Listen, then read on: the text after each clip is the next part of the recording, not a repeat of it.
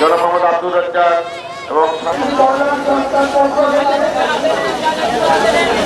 Advocate সরকার হুমায়ুন কবির সভাপতি advocate সরকার হুমায়ুন কবির। জেলা আইনজীবী সমিতির পক্ষ থেকে আজ জানেন মহান 21শে ফেব্রুয়ারি আন্তর্জাতিক মাতৃভাষা দিবস।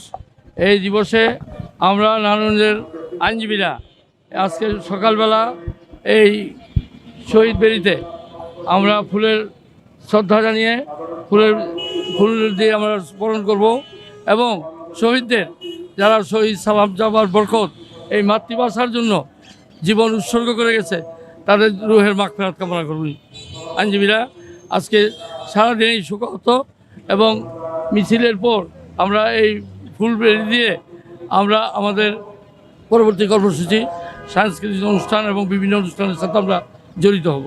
আজকে মহান আন্তর্জাতিক ভাষা দিবস 21শে ফেব্রুয়ারি। প্রতি বছরের ন্যায় এবারও আমরা নারায়ণগঞ্জ জেলা আইনজীবী সমিতির পক্ষ থেকে শহীদ বেদিতে ফুল দিতে এসেছি, শ্রদ্ধা জানাতে এসেছি।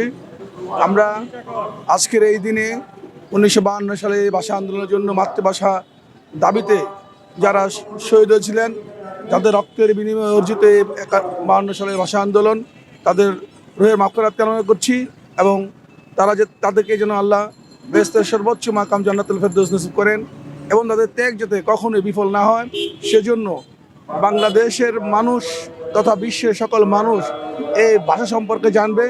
একটিমাত্র দেশ, যে দেশটি হচ্ছে বাংলাদেশ, যারা শুধুমাত্র ভাষার জন্যেই শহীদ হয়েছিলেন। পৃথিবীতে এটা বিরল।